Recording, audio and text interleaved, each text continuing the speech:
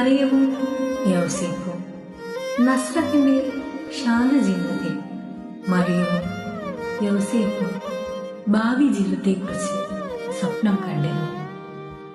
ലളിതമായ ആ ജീവിതത്തിലേക്ക് അവർ തയ്യാറെടുത്തുകൊണ്ടിരിക്കുമ്പോൾ ദൈവം അവരുടെ വഴി മറ്റൊരു അത്ഭുതം നെയ്തുകൊണ്ടിരിക്കുകയായിരുന്നു. ദൂതൻ മറിയത്തിന്റെ മുന്നിൽ അവൾ പ്രാർത്ഥിച്ചുകൊണ്ടിരിക്കെ മുഖ്യദൂതരിൽ പ്രധാനവും പ്രകാശപൂർണനുമായ ഗബ്രിയേൽ ദൂതൻ പരിശുദ്ധ കന്യകാമറിയത്തിന്റെ മുന്നിൽ പ്രത്യക്ഷപ്പെട്ടു. ഭയപ്പെടേണ്ട എന്ന സ്വർഗീയ ശബ്ദം ദൈവത്തിന്റെ ദൂത് അവളുടെ കാതുകളിൽ പതിഞ്ഞ നേരം ദൂതൻ അറിയിച്ച മംഗളവാർത്ത, പരിശുദ്ധാത്മാവ് നിന്റെ മേൽ ആവസിച്ച് നീ ദൈവത്തിനെ ഗർഭം ധരിക്കും. ദൂതൻ അറിയിച്ചു. മറിയത്തിന്റെ ഹൃദയം അസ്വസ്ഥമായി. എന്നാൽ ദൈവം അവളെ തെരഞ്ഞെടുത്തുവെന്ന ജ്ഞാനത്താൽ അവൾ ചിന്തമഗ്നയായി. ദൈവത്തിന്റെ സമ്മതം എല്ലാം മനസ്സിലായില്ലെങ്കിലും ദൈവവിശ്വാസത്തോടെ മറിയം പറഞ്ഞു, ഇതാ കർത്താവിന്റെ ദാസി, നിന്റെ വാക്ക് എന്നിൽ നിറവേറട്ടെ. ദൈവഹിതത്തിന് വഴങ്ങിക്കൊണ്ടുള്ള അവളുടെ ആ സമ്മതം ലോക ചരിത്രത്തെ മാറ്റി എഴുതുന്നതായിരുന്നു. എലിസബത്തിന്റെ അടുത്തേക്കുള്ള യാത്ര. ഹൃദയം നിറയെ ചിന്തകളുമായി മറിയം എലിസബത്തിന്റെ വീട്ടിലേക്ക് തിടുക്കത്തിൽ നടന്നു. അവളെ കണ്ട മാത്രയിൽ എലിസബത്തിന്റെ ഹൃദയം ആനന്ദത്താൽ നിറഞ്ഞു. എലിസബത്തിന്റെ അനുഗ്രഹവാക്കുകൾ, നീ സ്ത്രീകളിൽ അനുഗ്രഹീതയാണ്, നിന്റെ ഉദരഫലവും അനുഗ്രഹീതം എന്ന് എലിസബത്ത് മറിയത്തെ അഭിവാദനം ചെയ്തു. ആ വാക്കുകൾ മറിയത്തിന്റെ മനസ്സിൽ ഒരു വലിയ ഉറപ്പ് നൽകി. സർവശക്തനായ ദൈവം അവളോടൊപ്പമുണ്ട്. മറിയത്തിന്റെ സ്തോത്രഗീതം. മറിയം ഉദ്ഘോഷിച്ചു, എന്റെ ആത്മാവ് കർത്താവിനെ മഹത്വപ്പെടുത്തുന്നു, എന്റെ ചിത്തം എന്റെ രക്ഷകനായ ദൈവത്തെ ആനന്ദിക്കുന്നു. അവളുടെ വാക്കുകൾ ആ ഭവനത്തിന് വലിയ കൃപ കൈവരാൻ കാരണം. യോസേപ്പിന്റെ ആശയക്കുഴപ്പം.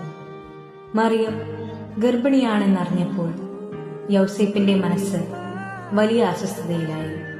പക്ഷെ അവളെ മാനിച്ചുകൊണ്ട് രഹസ്യമായി മറിയത്തെ ഉപേക്ഷിക്കാൻ അദ്ദേഹം തീരുമാനിച്ചു. പിന്നോട് സംസാരിക്കുന്നു.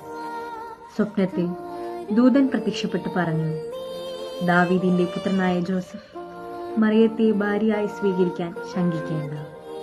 അവൾ ഗർഭം ധരിച്ചിരിക്കുന്നത് പരിശുദ്ധാത്മാവിൽ നിന്നാണ്. അങ്ങനെ അവന്റെ ഹൃദയഭാരം നീങ്ങിപ്പോയി. വിശ്വാസം. ദൂതന്റെ വാക്കുകൾ കേട്ട് യൗസേപ്പ് മറിയത്തെ അദ്ദേഹം ഭാര്യയായി സ്വീകരിച്ചു.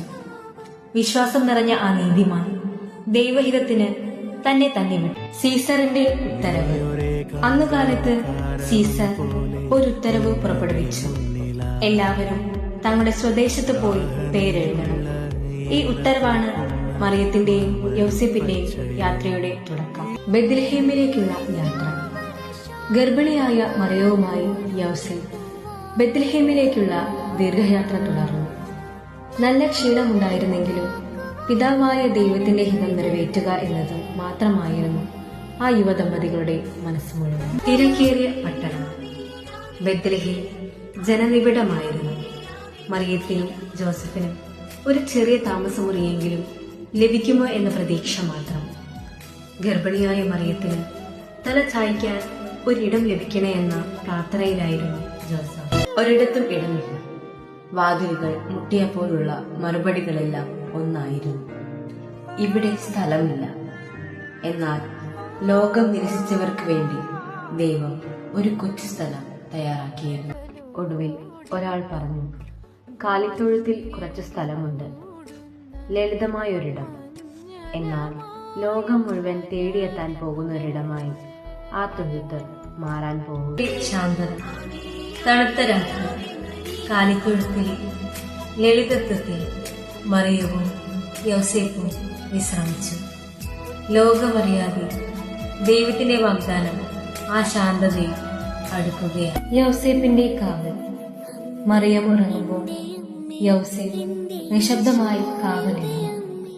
ഉത്തരവാദിത്വവും വിശ്വാസവും ചേർന്ന ഒരു ഹൃദയം ദൈവത്തിന്റെ പദ്ധതിക്ക് കാവൽ. ദൈവിക പദ്ധതി നിറവേറുന്നു. മറിയത്തിന്റെ ഹൃദയം പ്രാർത്ഥനയിൽ, യൗസേപ്പിന്റെ കണ്ണുകളിൽ വലിയ പ്രതീക്ഷ. ദൈവത്തിന്റെ സമയം അത് ആഗതമാകുകയായിരുന്നു. കാലിത്തൊഴുത്തിലെ ഓരോ ശബ്ദവും മന്ദമായി. വിമല ഹൃദയവും നിർമ്മല ഹൃദയവും ചേർന്ന് തിരുഹൃദയത്തിനായി കാത്തിരുന്നു. സ്വർഗവും ഭൂമിയും തമ്മിലുള്ള ദൂരം അന്ന് കുറയുകയായിരുന്നു.